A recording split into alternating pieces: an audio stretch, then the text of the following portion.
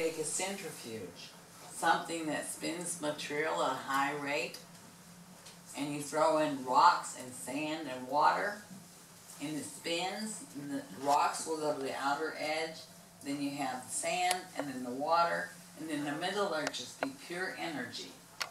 This would be where God exists. And the outer edge where the rocks is the physical where we are. And to explain it to you, I'll try. The Creator is a great source of energy. And it existed, and it was sitting there thinking, wow, I'm so powerful and so wonderful. What can I do with all this power and energy I have? I have to do something wonderful. So the Creator thought, well, I'll create wonderful galaxies, universes, and systems in different dimensions of energy that exist, and different life forms. And everything I create will recreate from itself in non-ending cycles. And therefore, I will never cease to exist. I will exist for eternity through my creation. That was the whole point. And it was all done out of love. So the basis of our creation is love. Love is the most powerful energy that exists. It overcomes anything and everything. It's endless. It knows no boundaries. And the more you love, the more you receive. This energy is flowing constantly. And it's free. You can give it freely. There's nothing wrong with love. Love is the most powerful energy there is. And it's the most healing. It's the most beautiful. That's what we were created out of. And that's what soul is. And so when soul was created from this energy, which is the Creator, soul didn't know that it existed. It was, but it had no idea that it was because it had no experience. And so this little spark, this little piece of energy, God said, I have to send you down through the different dimensions to the physical realm, and so that you can gather experience and learn what you are. That's the whole purpose of our existence. And so we're created in the God worlds. Then we go over the soul dimension, and then we go into the first dimension, which is called the etheric. And that is the dimension where God first divided the energy into negative and positive polarities.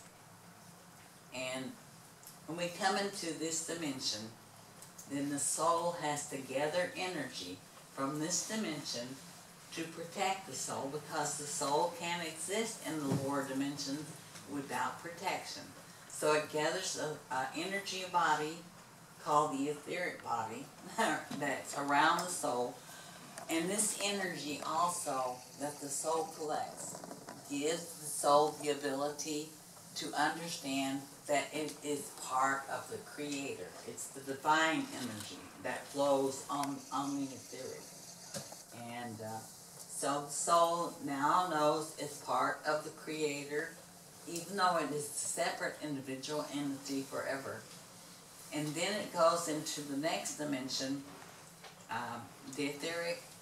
Then it goes into the causal dimension. In the causal dimension, it collects the energy and the soul,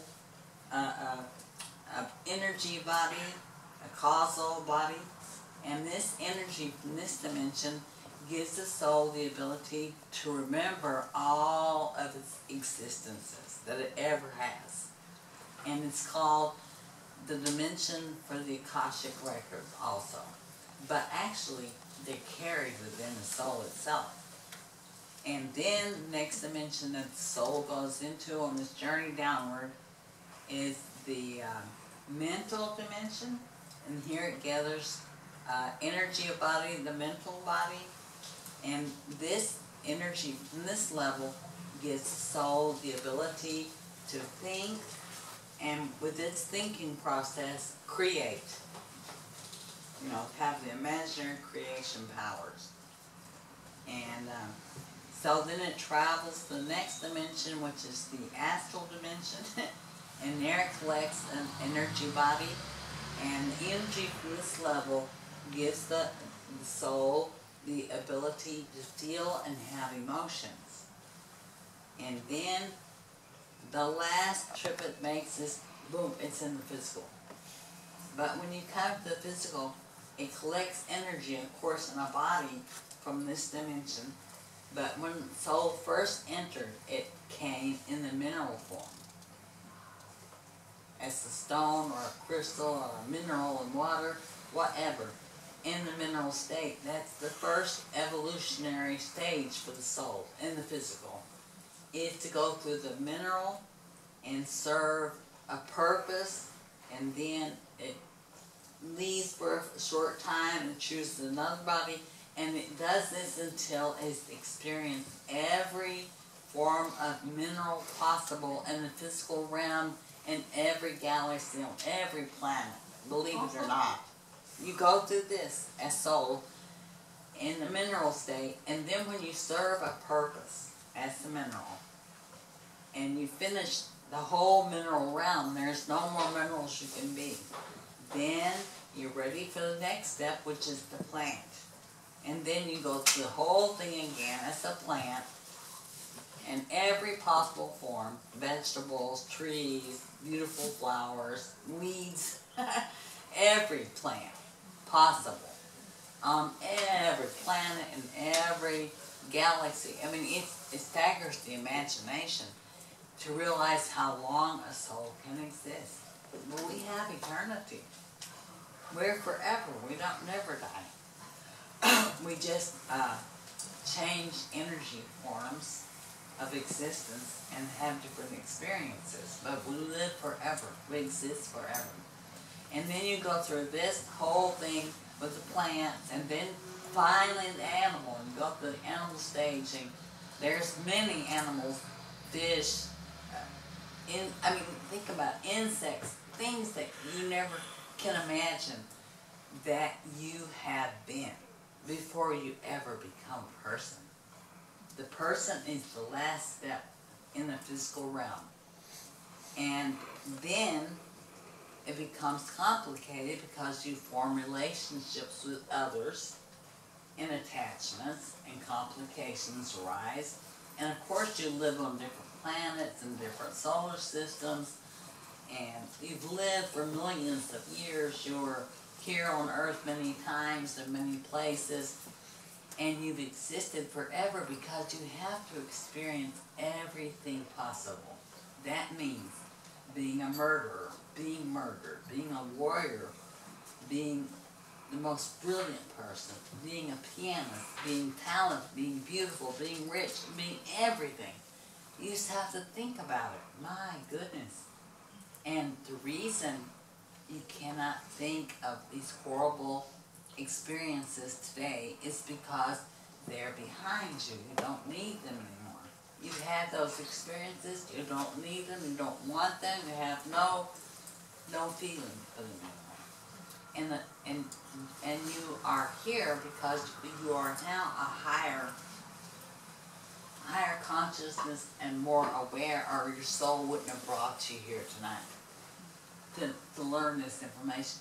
It's information that you knew, but this brain in this new body has forgotten.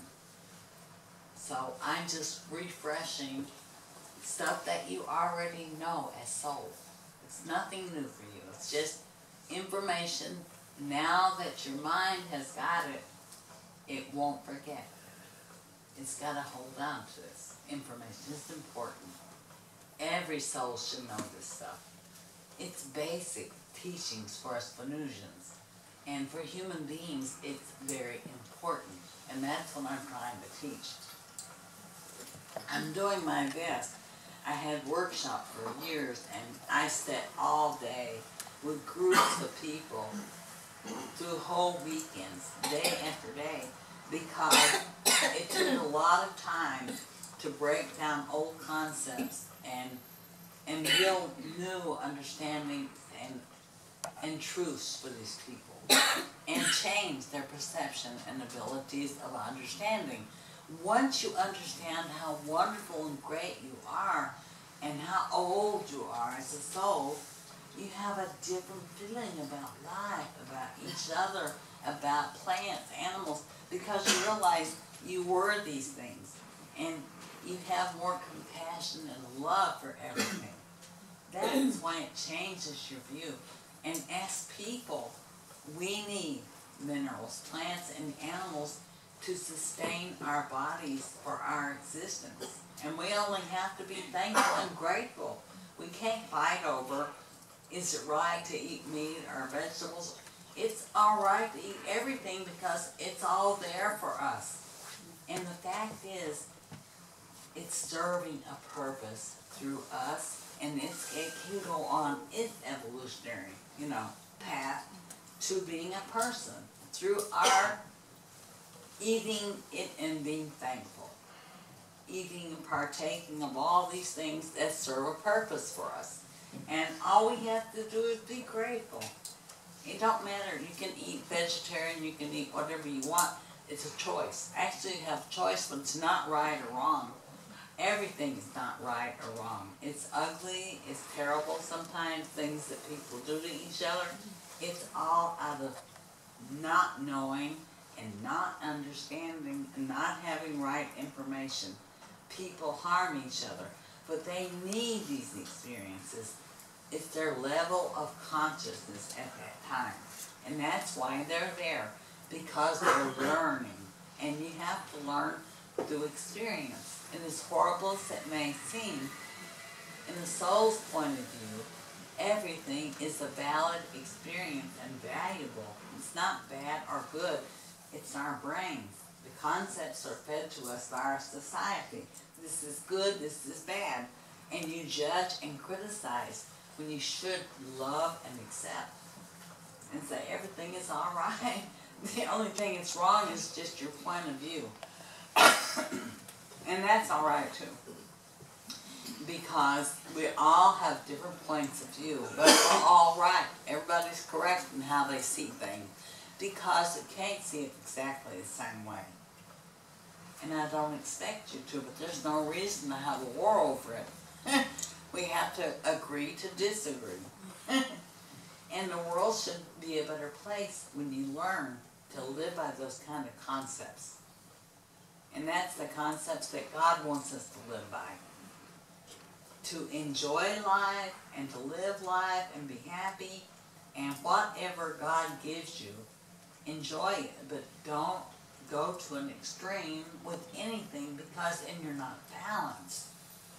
When you're an extremist in any way, you're not balanced and you're not going to be happy, and your body's not going to be functioning very well. Because if you're extreme about sex, about food, about drinking, about smoking or drugs or anything, it's not healthy. And I don't recommend drugs, chemical drugs, because you don't know how they're going to affect the physical body. And I can say that having a cigarette, having a glass of wine or a beer or something like that, it's quite all right, and it's not going to hurt anybody unless that you abuse it or hurt somebody when you abuse it. When you abuse it, you might abuse someone or yourself, and that's not good. But the act itself is not incorrect or wrong. It's only concepts created by people in society to make taboos. This is not good, that's not. It's not acceptable because they don't like it, or they don't think it's good. And they just make up all this stuff. And in reality, it's not going to hurt you. If you want to, you should.